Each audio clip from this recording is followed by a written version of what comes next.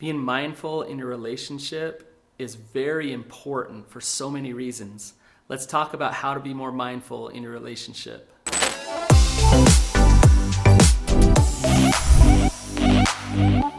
So I've done a lot of couples counseling. I've done therapy for over 15 years. And one thing that I know is that if couples want to progress and move forward and communicate, they need to learn how to get mindful with each other. So I'm going to teach you how to be mindful as you communicate and as you work with your partner in a relationship. Also, be sure to stay to the end because I have a special free gift for you that's going to help you take this even deeper. All right, so let's talk about mindfulness. Mindfulness is such a buzzword these days. Everybody knows it's this healthy thing to do. When we talk about mindfulness, a lot of people think of meditation.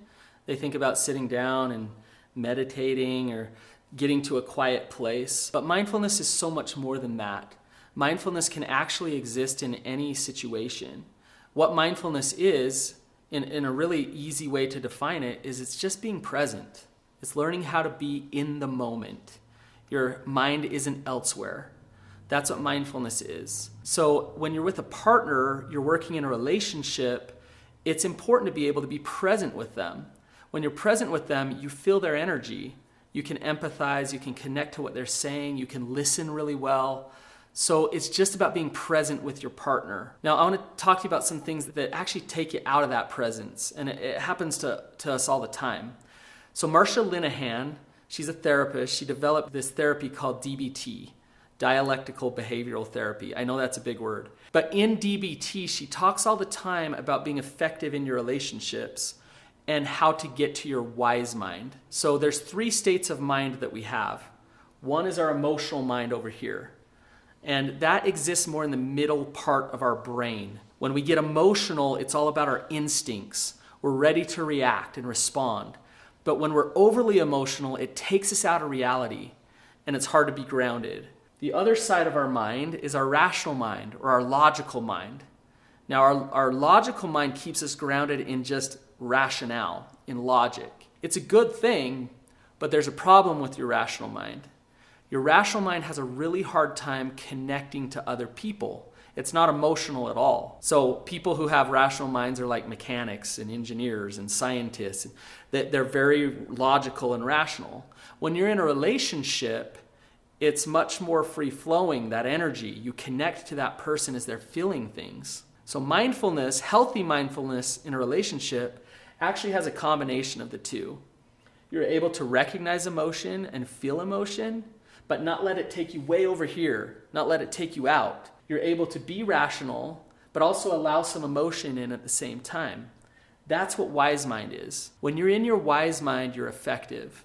You can reflective listen, you can communicate in a healthy way, and you can connect on a deep level with your partner.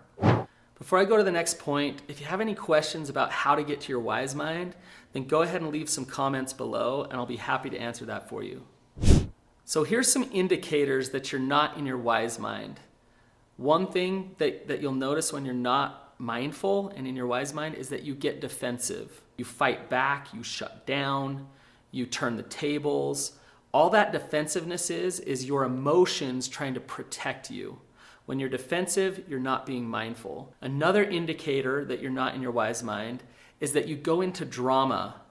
What drama means is that you either play the victim, you start to persecute, or you start to caretake for your partner. And what you're doing is you're communicating like a toddler, kind of. You're just trying to get your needs met in unhealthy ways and not communicating effectively. You're trying to passive-aggressively get those needs met. That's drama. That doesn't happen in your wise mind. Other indicators that you're not mindful is if you just fight a lot. Have you had those conversations with your partner where you don't even really know what you're fighting about, but you're just fighting? It's because you're so far in your emotional mind, you're not grounded in what is, in reality, and you're just trying to win the fight.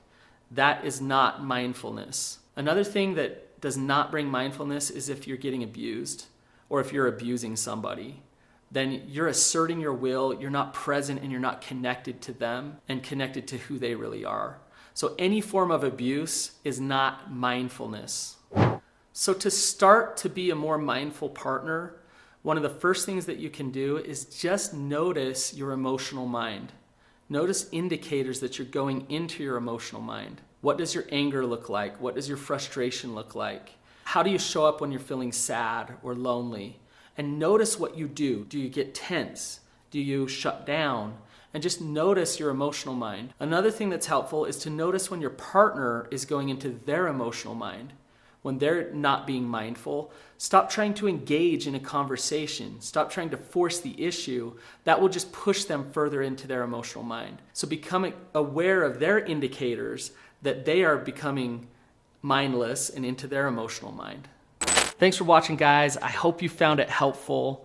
Now, I've developed a free resource that takes you way more into depth and gives you some real tools to reset your relationship. So please check out the link in the description for that free resource. See you next time.